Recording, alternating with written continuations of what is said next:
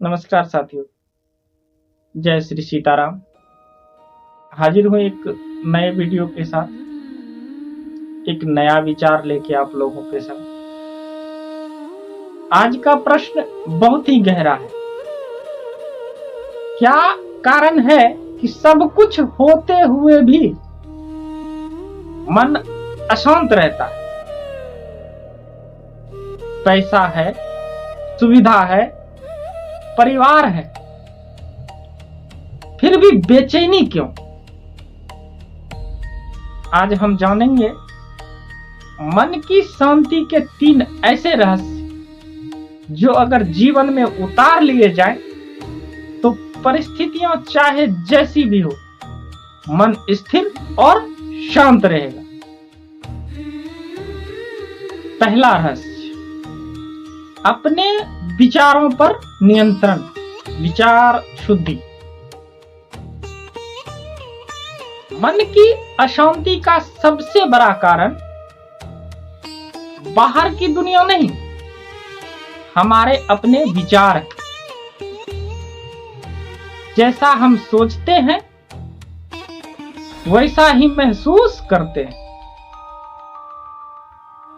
अगर सोच नकारात्मक है कि मेरे साथ ही बुरा क्यों होता है, तो जीवन बोझ लगने लगता है। यही अगर सोच बदल जाए, यह तो एक परीक्षा की घड़ी है, इससे मैं कुछ सीखूंगा, तो वही परिस्थिति हमें मजबूत बनाती है। भगवत गीता में कहा गया है, मन ही मनुष्य का मित्र है और मन ही मनुष्य का सबसे बड़ा शत्रु। अगर मन को नियंत्रित कर लिया जाए तो वही हमारा सबसे बड़ा मित्र होगा। मन को नियंत्रित करने के लिए करें क्या? पूरे दिन में 2 से 3 बार खुद से पूछें, अभी मैं क्या सोच रहा हूं? नकारात्मक विचार को तुरंत सकारात्मक या यथार्थवादी विचार में बदलें। जब भी बोले, कोशिश करें कि सकारात्मक वचन बोलें। याद रखिए, परिस्थिति नहीं, आपका दृष्टिकोण शांति देता है। आप उस चीज को कैसे देखते हैं, किस नजरिए से देखते हैं, वह चीज आपको शांति देता है। परिस्थितियां तो बदलती रहती हैं। दूसरा सबसे बड़ा रहस्य, आदमी को वर्तमान में जीना चाहिए। अच्छा, एक बात है, हमारी आधी परेशानी भूतकाल की यादों से जुड़ा आता है। मेरे साथ ये हो गया, मेरे साथ वो हो गया, मेरे साथ उसने ऐसा कर दिया, इसने वो कर दिया, उसने वो लूट लिया, उसने मेरे साथ बेईमानी कर ली, उसने मेरा ये चोरी कर लिया। सारे बीती हुई बातों से आधी परेशानियां जो है हमारे जीवन में, जो बीत चुका है उससे आता है। बाकी आधी भविष्य की चिंता से, अब क्या होगा, कैसे होगा, क्यों होगा, कहां से होगा। भूतकाल मतलब पछतावा, क्योंकि हम उसे बदल नहीं सकते हैं। जो बीत गया वो बीत गई, उसे बदला नहीं जा सकता है। भविष्य, डर, यानी हम एक डर के साए में जी रहे हैं। अब क्या होगा, कैसे होगा। इस दोनों के बीच में हमारी जो वर्तमान में जिंदगी चल रही, हम उसे भी बर्बाद करते हैं। गीता का एक प्रसिद्ध श्लोक है, कर्मण्येवाधिकारस्ते मा फलेषु कदाचन।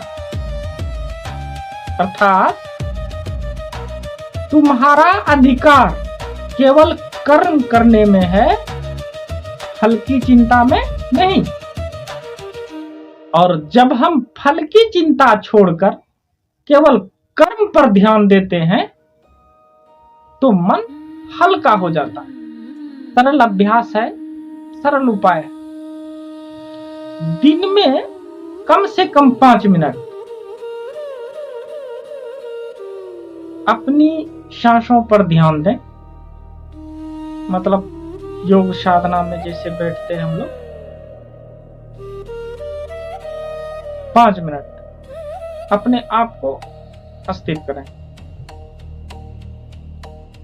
और जो काम करें उसमें पूरा ध्यान लगाएं, फोकस करें उस काम पर। उसका फल क्या होगा, उस काम के बाद क्या नतीजा निकलेगा, उस पर नहीं, उस काम पर पूरा फोकस करें, पॉजिटिव होगा। और यह सोचें कि वर्तमान क्षण जो हम जी रहे हैं, जिस क्षण को, वही जीवन का वास्तविक उपहार है। अगले क्षण क्या होगा क्या पता, फिर उसे डरना क्या, जिसको हम जानते नहीं मेरे साथ क्या होगा नहीं होगा, उससे डर किस बात। इसलिए भविष्य की चिंता करना छोड़ दीजिए और भूतकाल में आपके साथ जो हुआ उसको तो पहले ही भूल जाइए, क्योंकि उसको आप बदल नहीं सकते हैं। भविष्य तो क्या होगा किसी ने नहीं देखा। आदमी एक क्षण, जो क्षण आपका चल रहा है बस वही चल रहा है, अगले क्षण क्या होगा किसी को नहीं पता। तो फिर उस क्षण के लिए डर क्यों। यह चीज, इस चीज को मन में धारण करें, आपका मन शांत हो जाए। तीसरा और अंतिम, मन शांत इसलिए है क्योंकि हम तुलना में जी रहे हैं। उसके पास ज्यादा है, मेरे पास कम है। उसके पास गाड़ी है, मेरे पास साइकिल भी नहीं। उसके पास बंगला है, मेरे पास खपड़ेल है। लेकिन सच्चाई यह है कि सुख वस्तुओं में नहीं होता, सुख तो संतोष में होता है। संतोष का अर्थ आलस्य नहीं है। मेहनत करें, आगे बढ़ें, लेकिन मन में लालच और तुलना नहीं रखें। आप मेहनत कीजिए, आप मेहनत करके जो अर्जित करते हैं उसमें जितना जो आप अपने लिए साधन अर्जित कर सकते हैं उसी के अनुरूप करें, किसी से तुलना करके नहीं, किसी के दिखावे में नहीं। हर दिन 3 चीजों के लिए धन्यवाद दें। आप जिसे भी मानते हैं उनको, अपने स्वास्थ्य के लिए, अपने परिवार के लिए, और आज का दिन अच्छा बीता इसके लिए। जब हम धन्यवाद देना शुरू करते हैं तो मन कमी से भराव की ओर चला जाता है। हम अपने विचारों को नियंत्रित करते हैं, वर्तमान में जीते हैं, संतोष और कृतज्ञता को अपनाते हैं। अगर यह 3 बातें आ गई आपके जीवन में तो पैसा हो ना हो, परिस्थिति कठिन हो आसान हो, मन आपका बिल्कुल अस्थिर रहेगा, शांत, समुद्र के जल की तरह बिल्कुल शांत, कोई तनाव नहीं। राम राम।